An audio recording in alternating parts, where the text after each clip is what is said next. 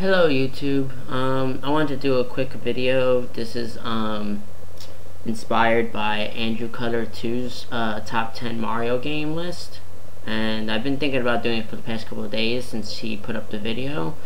Now, with the way his video was, he did a top 10 overall Mario games, including the spin-offs. He actually included 2 Mario Kart games. I'm not really into the spin-off games. I mean, there are a couple like the Wario Land games, the Yoshi's Island games, but overall I'm not a big Mario Party fan or Mario Kart fan or Mario Golf or tennis or whatever. I do like Dr. Mario. That is one of my favorite games, but I don't really consider those games like part of the adventure series. The RPGs, same thing. You know, I do like Paper Mario. I like the Mario and Luigi games, but those are RPGs. They're more of a different type of caliber. So what I want to do is I want to do a top 10 Mario adventure video, where it's clearly just as adventure games as platform games. This will not include the Donkey Kong games. There was a Mario vs. Donkey Kong series that is also another spin-off series, but it's just Mario, Luigi, you know, and that's it. So let's get to it. Alright, number 10, I have Super Mario Land for the Game Boy. This was released in 1989, and it's a pretty okay game. It gets kind of old quickly, that's why it's at the bottom. It is Mario, but it's a whole different. He faces an enemy called Tonga. I do like how the story kind of branches out into Mario Land 2 and eventually Mario Land 3, Wario Land. That Wario is actually the reason why Tatanga even bothers to go after Daisy. But Daisy's another character that you don't see a whole lot of in the regular series. You know, this one was kind of tough to put down so low, you know, but I only recently started getting back into it. I only played it once when I was a kid. But Super Mario Land 2, 6 golden coins. This was released, I believe, in 1992. Okay, for the Game Boy. Alright. The graphics are much better. It actually kind of looks like the 16-bit graphics in that you would see in the Super Mario All-Stars or Super Mario World games. So it's interesting that they managed to, you know, get such a great. I have the cover on it. You know, that they managed to get the look of Mario Brothers 3 and Mario World into this tiny game. You know, it also features a save feature, which the first Mario Land didn't feature. All right, number 8, Super Mario Sunshine. Now I love this game. This game is always criticized because of FLUDD, but you know what? I like FLUDD. FLUDD's an awesome guy. What I didn't like about this game was the Yoshi aspect. Yoshi touches water and he disappears. It's kind of stupid because in Mario World, you know, in the Yoshi's Island games, he's in water constantly and he's fine. You know, so I thought that was kind of a cheap way to kind of get him out of there. But it's still a good game. There is a problem with the last level of the game when you're trying to get to Bowser. The FLUDD mechanic kind of goes wonky. I'm guessing the game developers didn't really handle that too well. But the overall game is good.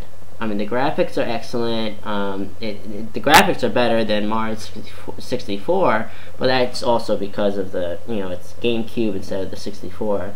You know, but yeah, I enjoyed this a lot. All right, and I still have about 2 stars left to get 100% on it, but you know, I have beaten the game. You know, the fight is pretty good. Number 7 is Super Mario Galaxy. Now, I know probably a lot of people are going to be like shouting, no, that's one of the top 5 and blah blah. I really enjoyed this game. I really did. But there's some nostalgic games from my childhood that I like better. I'm actually in the middle of doing the Luigi run of this game because I have already beaten the game, got 120 stars, and now I just gotta do the other 120 with Luigi. You know, so but I have stopped playing it in favor of other games like the Mario vs. Donkey Kong game that I'm playing. But this is still an excellent game. The graphics are superb. The music is excellent. You know, and it's overall, I mean, I bought the Wii mainly for this game. That's why I bought the Nintendo Wii, was for this game. So, yes, you know, it's still really good. Number 6 is New Super Mario Bros. DS. I really enjoyed this game. You know, I actually bought the DS mainly for this game. I guess you can say it's kind of a sequel to Super Mario Land 2, except that it brings Peach back. So this is the first handheld game that came out since Super Mario Land 2. This was the first Mario-centered, you know, handheld game, because Wario at this point had taken over the handheld department of Mario's world. You know, and the graphics are excellent. It kind of brings you back to the old school way of gaming. But it also leaves a little bit of 3D in there, you know. The only thing I really didn't like was the 4-player mode, which is the same thing I have a problem with the Wii version, is that they give you 2 Toads instead of just adding Wario and Waluigi. That would be a more interesting aspect, because you have evil guys, you know, and yeah. And it also brings Waluigi into the fold, you know, because he hasn't actually had an adventure game yet. But yeah, was this 5, I believe? New Super Mario Bros. Wii. Okay, I chose this as number 5 because it's slightly better than the DS version. The only thing I didn't like was that they took away the Mega Mushroom, which I would have loved to see on the big screen. When, you know, Mario's trampling through everything. But, you know, it's a minor little hiccup. Same problem I have with the 4-player mode, but the 4-player mode is actually a little bit better on here, you know. So yeah, definitely get that. Another reason I got the Wii. I actually got the Wii when this first came out. Okay, I'm sorry, that was number 4. I'm sorry, this is number 3. Alright, Super Mario Galaxy 2. Now, I know what you're saying, this is probably many people's number 1 spot. The graphics are much improved. Yoshi is definitely a big part as to why this game became so popular, because it brought Yoshi back. But I feel like it's the same thing as Mario Galaxy, just adds a couple of new things. They do actually use Luigi this time in a more proper way. Instead of just having you play Luigi through the same levels again, you play as Luigi getting new stars, you know, after you've beaten the game. But, you know, other than that, that's really about it. Alright, number 2 is Super Mario 64. Alright, and I'm putting up both the DS version and the N64 version because the 64 version is nostalgically my favorite, one of my favorite games. The graphics are okay. For 1996, it was definitely one of the best graphically. The DS, what the DS does is it actually improves on those graphics, adds new characters, the Yoshi, Luigi, and Wario.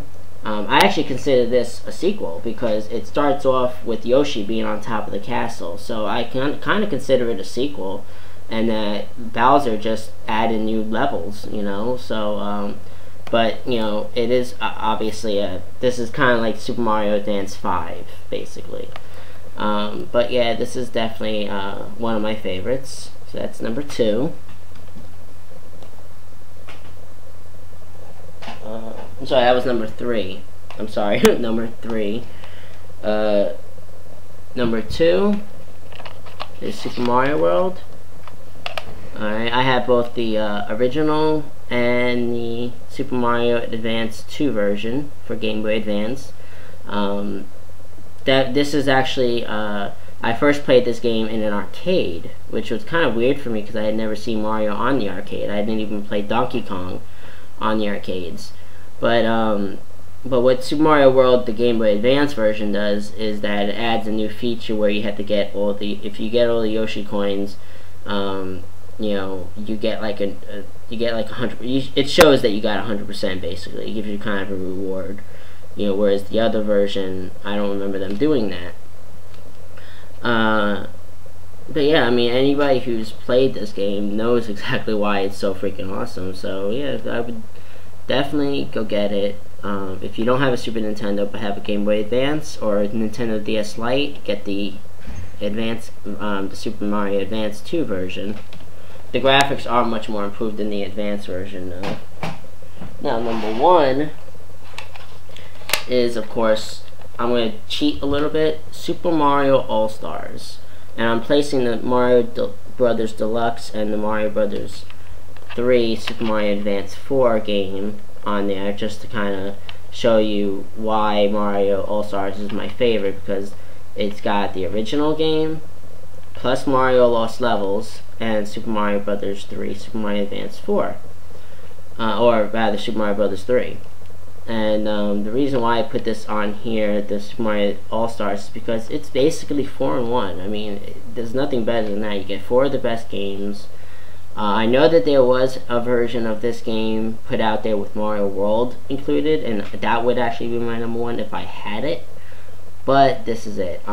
What the Game Boy Color version does is it's the same game, Super Mario Brothers, with the same 8-bit graphics, but it adds an extra game where you have to find Yoshi eggs, red coins, and get a high score. If you do that, you get a bonus game called Super Mario Brothers for Super Players, which is essentially the first 8 worlds of Super Mario Brothers Lost Levels, which is the closest we've come to actually getting a portable version of Mario Lost Levels. We haven't gotten that yet. The closest we've gotten besides this is the Wii version, which, you know, is just basically the original version. But yes, this is an incredible game right here. Super Mario Brothers 3, the Game Boy Advance version, doesn't add anything to it, unless you get those e-reader cards, but I don't have those, so I can't really say how well it affects the game. But it's essentially the same game. Okay, and if you guys can get this, you can get it for the Super Nintendo, or you can get it for the Wii, which I don't have the Wii version. I probably should get the Wii version eventually. But yes, this is my number 1, Super Mario Brothers All-Stars.